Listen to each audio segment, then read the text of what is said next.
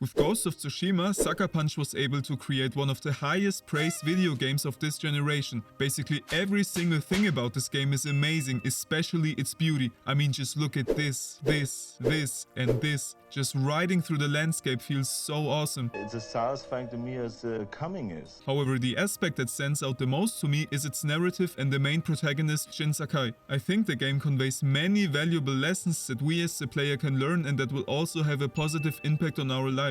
First, I'll cover the most important development Jin undergoes, and why following our own moral compass despite the possibility of upsetting the people around us is so important. I think the way Shimura treats Jin and how he reacts to his new tactics is quite similar to parents who love their child but is approve of their career path or romantic partner, for instance. So again, I think there is a lot that we can take from the story and implement ourselves. In the second point, I'll discuss how his internal change influenced all his other relationships, or his loyalty to them if you want so, and how we should handle these kinds of situations. I think this is the most inspiring aspect about this character, because despite all the backlash, he still remains loyal towards himself and his morals. By doing so, I will draw parallels to Arthur Morgan from Red Dead Redemption 2, because I think their stories have many similarities. And if you haven't played the game yet, don't worry, I will only talk about him once during this video, and I will have on screen how far you should skip to avoid spoilers, because it won't be very long. The only thing I'll say now is that I think he's quite overrated and that Jin handles this situation much better, but we'll come to that. And in the last point, I will talk about the values of a samurai code that he follows, except the honor part of course, and why we should do this as well. But enough talking. So kings and queens,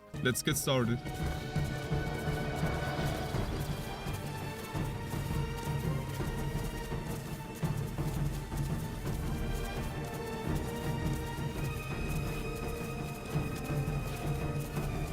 Okay, let's go. You have no honor, and you are a slave to it. And before I start, this isn't yet another video that only summarizes the story and calls it analysis, video essay or whatever, because from time to time hour-long videos are recommended to me, and I always think that they for instance include the director's commentary for certain scenes to go deeper into why the story is what it is, but oftentimes it's just someone who retells the story without providing any new insights. But I still have to go over 2 or 3 key moments of the story to underline what I mean, which won't take long. In the beginning of the story, Jin is exactly the person that Lord Shimura wanted him to become. In his words, he is guided by loyalty to our Lord, control over our emotions, and honor. To fight bravely and uphold the legacy of Clan Sakai. And these are all character traits we should all strive for, but as the story progresses, we more and more see that only abiding by this code will not give them the wanted results. In order to save his uncle, he first has to break into the Mongol camp to free Taka, but he and Yuna came to the conclusion that stealth is the only way to get him out alive without alarming the other guards. And for Jin, freeing Taka and therefore also his uncle has a much higher priority than obeying the laws of the samurai. At first he's plagued by a guilty conscience, but the more the story progresses, the more Jin realizes that it was Shimura who planted this idea in his head, which of course isn't a bad thing either. I suppose every parent wants to convey the values and morals that they think are the best to their children. And I think we can all agree that Shimura's values and the samurai code, which is essentially the same thing, are very noble and there's really nothing to criticize. Despite that, I still have a big problem with his way of teaching these values to Jin. We already see his narrow-minded views and how he doesn't even want to hear a single thing about anything else. But this feeling then reached its maximum in the mission Fate of Tsushima. Shimura's unwillingness to bend the rules would be the reason for so many brave, virtuous and good-hearted warriors dying, and when Jin suggests to use poison and stealth to defeat them, his uncle again starts behaving like, I wouldn't even call it stubborn, because I think stubbornness can often be beneficial, but more like a little child who doesn't get what he wants. To every single reasonable argument that Jin gives, I had to stop you from throwing away our people's lives. he only answers, You have no honor.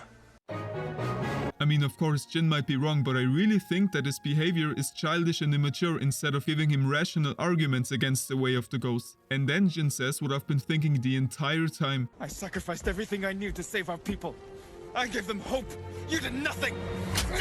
Just have to say that you're fine when you're not really fine. And after poisoning the Mongols, his uncle gives him one last chance to redeem himself and blame everything on Yuna, which also isn't very honorable in my eyes, but doesn't matter. And this is where it gets really awesome. Jin doesn't give in and instead gives up his privileged samurai life and is now seen as a war criminal. I think this is where the character really is at his best. Despite being chased, he still proceeds to follow his own morals, and I think this is by far the greatest and most inspiring character trait. The ironic thing is that he follows the same goal as Shimura, which is protecting people the ones who can't fight for themselves. He didn't become the ghost for fame or recognition, and also not out of laziness or any other selfish reasons, but because he thinks this is pretty much the only way to achieve their goal without having to sacrifice all of their people. He doesn't follow the samurai code because he thinks it is flawed and won't bring them victory over the Mongols, which makes a lot of sense, since we learned that in preparation for the fight, Khoton Khan has studied the way of the samurai. This obviously is a great disadvantage because it makes them predictable, and the Mongols can create a new strategy with this knowledge, which proves Jin's point. So doesn't matter who we are and what we believe in, we should always say what we believe to be true and also act according to that. And of course, none of us is perfect, so it's inevitable that we will often make mistakes. We see that the Mongols also start to use poison, and not just them, I think regular bandits started to use it as well. Of course, Jin may have acted too impulsive in this battle, and there might have been a way to use the poison without the Mongols being able to reproduce it. But who doesn't make mistakes? Despite that, he still says during his last conversation with his uncle, I sacrificed everything for my people, and I would do it again. This reminds me of Joel talking to Ellie in The Last of Us 2. I would do it all over again. And on top of that, we can learn a lot from our own failures. This makes Jin more careful and less impulsive in future battles. Also, Jin not helping his father because he was too afraid gave him the motivation to become brave and courageous, so moments like this one will never happen again. So no matter what people say and how important they are to you, following your path with your own morals and beliefs is the best way to go through life, in my opinion. Definitely not the easiest, but in the long run the best one, because you can look in the mirror with pride and say that you don't regret anything, just like Jin does. When we look at his story, it screwed up his relationship with his last remaining family member, and he is a wanted man. But on the other hand, he was able to achieve his goal, and he is supported by many others who believe in him now. So again, it's far from easy, but will have the best long-term effect. And it's not only about following your beliefs, but also the process of replacing them when they become obsolete. Jin's story beautifully demonstrates our ability to change. Then I'm not only referring to morals, but also character traits in general. Whether it's the transition from lazy to fit, shy to confident, or whatever, we always have the ability to change our lives whenever we want and into whatever direction we want it to go, no matter how long we have lived a certain way. A great example would be Walter White from Breaking Bad. He's been a pushover his entire life. However, after his cancer diagnosis, he took initiative and became a completely different man. And I'm only referring to the first or maybe the first 2 seasons, because after that he just becomes worse and worse. But in the first few episodes we see how he starts to stand up for himself and his family and doesn't let others treat him like a loser. This is the exact opposite with Shimura. He hasn't changed one bit since Jin was young, which strongly indicates that he hasn't evolved despite all the life experience that he has gained. Anyways, the people around us will also react to our change. Some in a positive, some in a neutral, but also some in a negative way. This brings us to the next point about how others react to this, how we should deal with this, and why the loyalty towards yourself is so important. I sacrificed everything for my people, and I would do it again.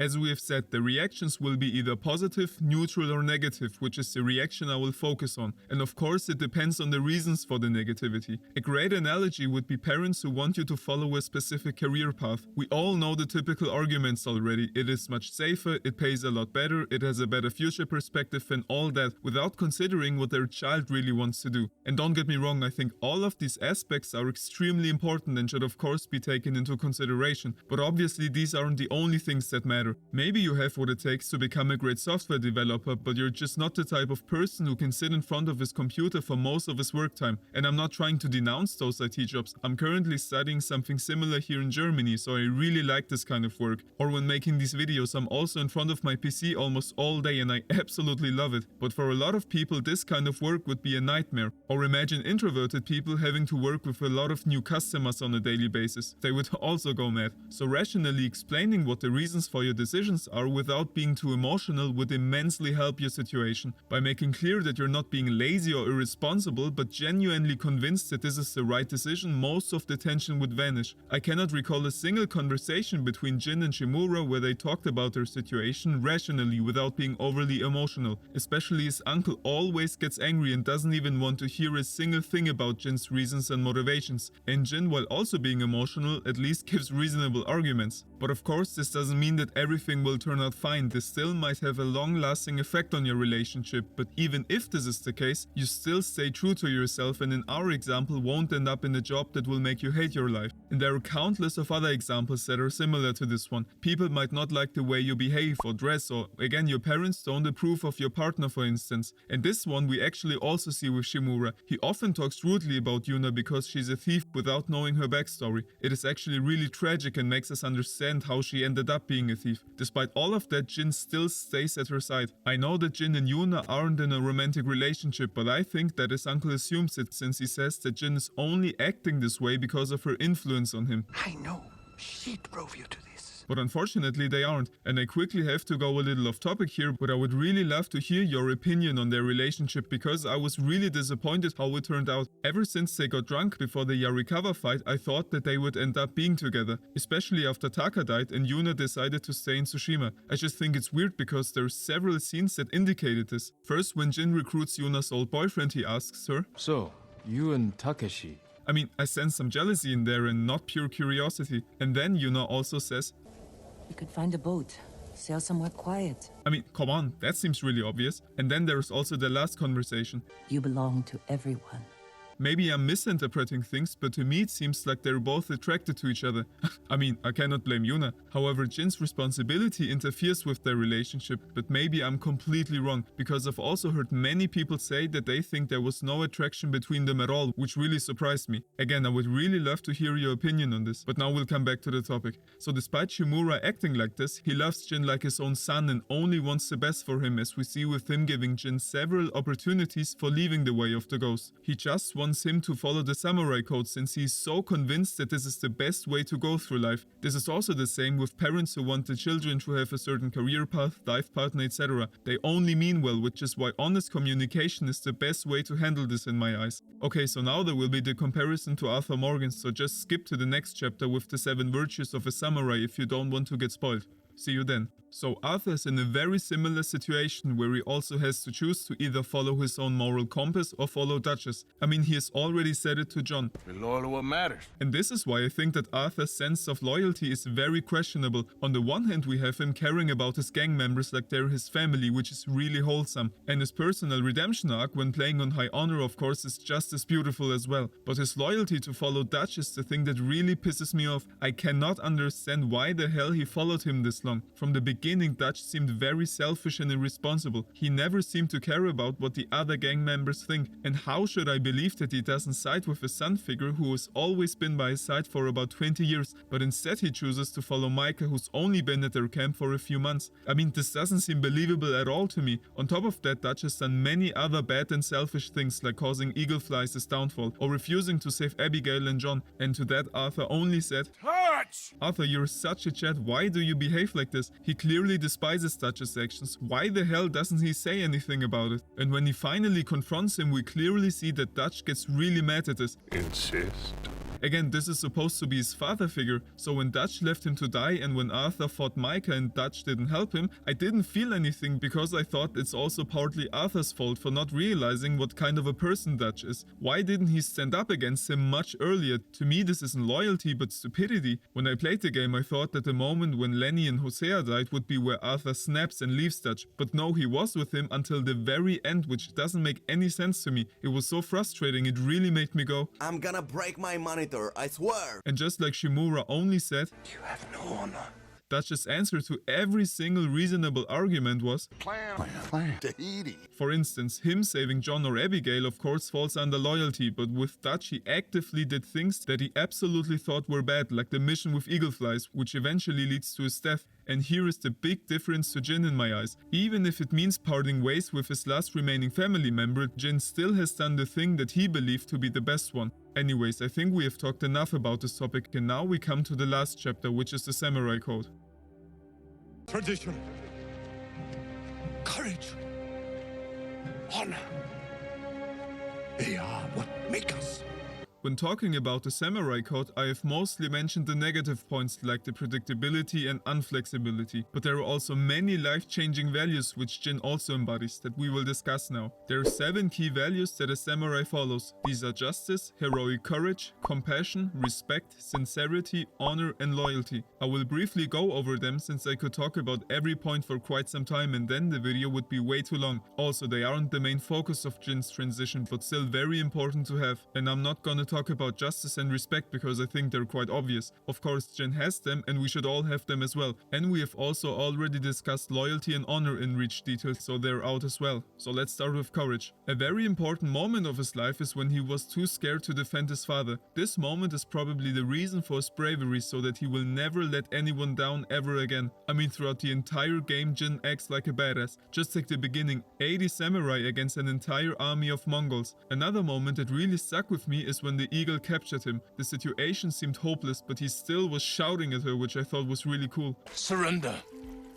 and we will spare you. Being brave and doing things that scare us is also very important for us. As long as it is nothing life-threatening like dangerous wild animals, there's basically no excuse for being a coward. Our comfort has made us very weak in this regard because almost everything that is worth striving for can be replaced by a fake alternative. For instance, it happens really often that two people who are in love with each other are too afraid to confess their love, which is such a shame considering that they would probably be very happy together. But this desire can be and often is drowned by certain videos or this one. And it's not just love, but it goes for basically every aspect of our lives. Now we get to compassion. This is another trait that is thoroughly depicted in the game. First, there is his old friend Russo. Despite everything that Jin had gone through in order to help him, he still sided with the Mongols since they provided them with enough food. Even though he has done terrible things and sided with terrible people, it is still understandable. This is also the reason why Jin gives him one final chance to turn back and join them again, which he still declines. And then during their final confrontation, Jin showed no mercy anymore. Another example would be Tenzo from the Iki Island DLC, who is his father's murder. While still having a lot of rage, anger and grief inside of him, Jin realizes that as so often the world isn't black and white and that his father wasn't an angel as well. There are also other scenes like him forgiving Lady Masako for attacking him because he understands what pain she has to endure, or Tomoe, who also had her reasons to act as she has done. I think those instances show really well how compassion and empathy will often lead to the best possible outcome. Sincerity is the last value that we will discuss. Another point that I really like about Jin is how he always faces people with brutal and direct honesty. He never tried to justify himself or sugarcoat anything when being in an unfortunate situation. For instance, he immediately told Shimura how he was too afraid to help his father. Couldn't save him.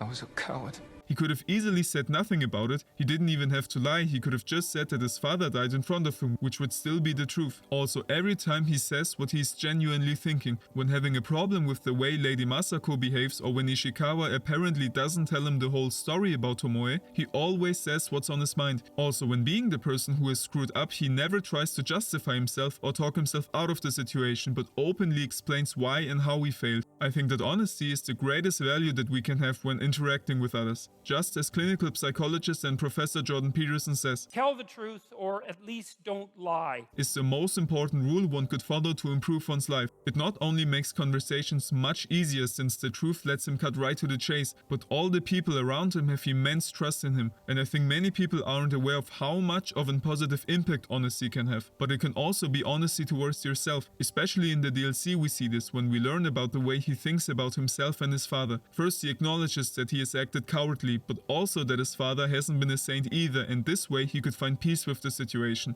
And this is it. If you've enjoyed this video, I've also made similar ones on Joel Miller from The Last of Us and Kratos from God of War 2018 and Ragnarok, so feel free to check them out as well. Thank you so much for watching the video.